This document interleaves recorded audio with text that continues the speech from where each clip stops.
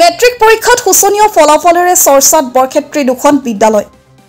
কালি ঘোষিত হাইস্কুল শিক্ষান্ত পৰীক্ষাত শিক্ষাৰ নৱদ্বীপ নলবাৰী জিলাৰ বৰক্ষেত্ৰী দুখনকৈ ছোৱালী হাইস্কুলৰ ফলাফলে লজ্জিত কৰিছে বৰক্ষেত্ৰীবাসীক। নলবাৰী জিলাৰ মুকালমুৱা নাৰায়ণপুৰস্থিত চণ্ডীমেধি বালিকা বিদ্যালয় আৰু ৰামপুৰ ছোৱালী হাইস্কুলৰ হতাশাজনক ফলাফলে হতচকিত কৰি তুলিছে বৰক্ষেত্ৰীৰ ৰাইজক। 7 গৰাকী শিক্ষক থকা ৰামপুৰ ছোৱালী হাইস্কুলৰ পৰা এইবেলি হাইস্কুল শিক্ষান্ত পৰীক্ষাত অৱতীৰ্ণ হোৱা 8 গৰাকী শিক্ষাৰ্থীৰ এগৰাকীও উত্তীৰ্ণ হ'ব নোৱাৰিলে। ইয়াৰ বিপৰীতে 8 গৰাকী শিক্ষক থকা নাৰায়ণপুৰ চণ্ডীমেধি বালিকা বিদ্যালয়ৰ পৰা 65 গৰাকী পৰীক্ষাৰ্থী অৱতীৰ্ণ হৈছিল পৰীক্ষাত। 65 গৰাকী পৰীক্ষাৰ্থীৰ ভিতৰত মাত্ৰ এগৰাকীহে উত্তীৰ্ণ হ'বলৈ সক্ষম হয় চণ্ডীমেধি বালিকা বিদ্যালয়ৰ পৰা। বৰক্ষেত্ৰী দুখনকৈ বিদ্যালয়, নাৰায়ণপুৰৰ চিএম বালিকা চণ্ডীমেধি বালিকা বিদ্যালয় আৰু ৰামপুৰস্থিত বালিকা বিদ্যালয়, দুখন বিদ্যালয়ৰ ফলাফল আমি খুবেই বেয়া ফলাফল পাইছো। ইফালে চণ্ডীমেধি বালিকা বিদ্যালয়ৰ আপোনাৰ 65জন ছাত্ৰৰ মাজত ছাত্ৰ ছাত্ৰীৰ মাজত মাত্ৰ এজনে পাছ কৰিবলৈ উত্তীৰ্ণ হ'বলৈ সক্ষম হৈছে। আনফালে আমাৰ ৰামপুৰস্থিত যি বালিকা বিদ্যালয় তাতে 8জন ছাত্ৰ ছাত্ৰীয়ে পৰীক্ষা দিছিলে, কিন্তু এগৰাকীও প্ৰাৰ্থীয়ে উত্তীৰ্ণ হ'ব পৰা নাই। এয়া আচলতে খুবেই এটা দুখৰ কথা, আচলতে খুবেই লাজৰ কথা।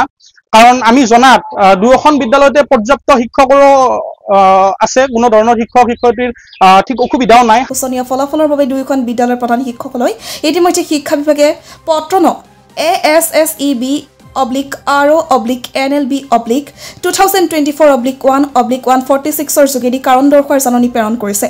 দুয়োখন বিদ্যালয়ৰ ধাৰাবাহিক শোচনীয় ফলাফলে লজ্জিত কৰিছে শিক্ষিত সমাজক। 7-8 গৰাকীকৈ শিক্ষক শিক্ষয়িত্ৰী থকাৰ পিছতো আচলতে এগৰাকীও ছাত্ৰ ছাত্ৰীয়ে পাছ কৰিব নোৱাৰা, মেট্ৰিকত উত্তীৰ্ণ হ'ব নোৱাৰা বিষয়টো লৈ আমাৰ এই অঞ্চলৰ শিক্ষিত সমাজত সঁচাকৈ এটা সমস্যাৰ সৃষ্টি হৈছে আচলতে। আৰু এই বিষয়টোত মই ভাবো আমাৰ অসম চৰকাৰৰ যি শিক্ষা বিভাগ আছে সেই শিক্ষা বিভাগে গুৰুত্ব দিয়া উচিত। আচলতে কি হৈ আছে, সমস্যাটো কি বিষয়ত, কিহৰ বাবে ভিত্তি কৰি এই অসুবিধাবিলাক হৈছে, এই বিষয় চোৱাৰ ওপৰত শিক্ষা বিভাগে গুৰুত্ব দি কিছু কঠোৰ হোৱাৰ প্ৰয়োজনীয়তা আছে। মুকালমুৱা নাৰায়ণপুৰস্থিত চণ্ডীমেধি বালিকা বিদ্যালয়ৰ প্ৰধান শিক্ষকগৰাকীয়ে চালেবেৰে কোবাই বিষয়টোৰ পৰা এৰি চলিব বিচৰাহে দেখিবলৈ পোৱা গ'ল। আচ্ছা, মই 2022 চনৰ ফেব্ৰুৱাৰী মাহত মই ভাৰপ্ৰাপ্ত প্ৰধান শিক্ষক হিচাপে নিযুক্তি লাভ কৰিছোঁ। গতিকে সেই 2022 পৰা 2024লৈকে আমাৰ তুলনামূলকভাৱে ৰিজাল্ট ফলাফল খুব ভাল, বেয়া হোৱা নাই, ভালে হৈছে। কিন্তু এইবাৰ আমাৰ 65জন কেণ্ডিডেটে অৱতীৰ্ণ হৈছিলে, কিন্তু দুখৰ বিষয় এজন ছাত্ৰীহে কি কৈছে উত্তীৰ্ণ হৈছে। এতিয়া কাৰণটো মই পঢ়িয়াই চালে গম পাম যে আমাৰ আচলতে মাইনৰিটি ফালৰ পৰা বেছিভাগ আমাৰ মাইনৰিটি গাৰ্লছে, আৰু তেওঁলোকৰ যাতায়াতৰ কাৰণে বহুদিন এবচেণ্ট স্কুলত প্ৰেজেণ্ট থাকিব নোৱাৰে সময়মতে। তাৰোপৰি খেতি বাতিৰ লগত সিহঁতে বেছিকৈ জড়িত হৈ থাকে।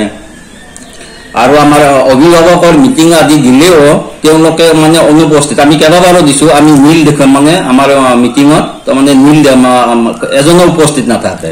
আৰু এটা হৈ আছে কি, সিহঁতৰ টুইনটোৰ কাৰণে আমাৰ এটা ডাঙৰ প্ৰব্লেম হৈ আছে। আমাৰ বেছিভাগ ষ্টুডেণ্টে অসমীয়া ফেল কৰি আছে। সিহঁতৰ যিটো আমি কওঁ সিহঁতে লিখতে দন্ত্য-টো হ লিখি দিয়ে, উচ্চাৰণবিলাক আমি যিটো উচ্চাৰণ কৰোঁ তেওঁলোকে সেই উচ্চাৰণটো স্পষ্টভাৱে সেইটো লিখিব নোৱাৰে। গতিকে তেনেকুৱা বিভিন্ন অজুহাত কাৰণত আমাৰ এইবাৰ ৰিজাল্টটো অলপ বেয়া হৈ আছে। অন্যহাতে ৰামপুৰ বালিকা বিদ্যালয়খনিৰ পৰা যোৱা বৰ্ষতো এজন শিক্ষাৰ্থী উত্তীৰ্ণ হোৱা নাছিল। অসম জাতীয়তাবাদী যুৱ ছাত্ৰ পৰিষদে দুয়োখন বিদ্যালয়ৰ ক্ষেত্ৰত শিক্ষা বিভাগক কঠোৰ ব্যৱস্থা গ্ৰহণ কৰাৰ দাবী জনাইছে। দুয়োখন বিদ্যালয়ৰে কেৱল এইটো বছৰে নহয়, বিগত বহুকেইবছৰত কোনোবাটো বছৰত যদি 2-এগৰাকী উত্তীৰ্ণ হয়ও, কিন্তু বহুকেইগৰাকী বহুকেইটা বছৰতে আগৰ পূৰ্বতে এই বিষয়বিলাক হৈ আছে। গতিকে এই সন্দৰ্ভত চৰকাৰে গুৰুত্ব দিয়াটো উচিত মোৰ বোধেৰে। আৰু যদি প্ৰয়োজন হয়, এই অসম চৰকাৰে বৰ্তমান কৈ আছে মাৰ্চ কৰাৰ কথা, এমালগেমেট কৰাৰ কথা কিছুমান কৈ আছে। গতিকে যদি প্ৰয়োজন হয় নিয়াৰেষ্ট স্কুলৰ লগত এমালগেমেট কৰি দিলে হয়তো ভাল হ'ব। কাৰণ কিয় পৰ্যাপ্ত পৰিমাণৰ শিক্ষক শিক্ষয়িত্ৰী আছে, আৰু ইমান কেইগৰাকী শিক্ষক শিক্ষয়িত্ৰী থকাৰ পিছতো এই যিটো ছাত্ৰ ছাত্ৰীৰ শোচনীয় অৱস্থা, এই শোচনীয় অৱস্থাটো সঁচাকৈয়ে খুব দুখজনক আৰু লজ্জাজনক হৈছে বুলি মই ভাবোঁ।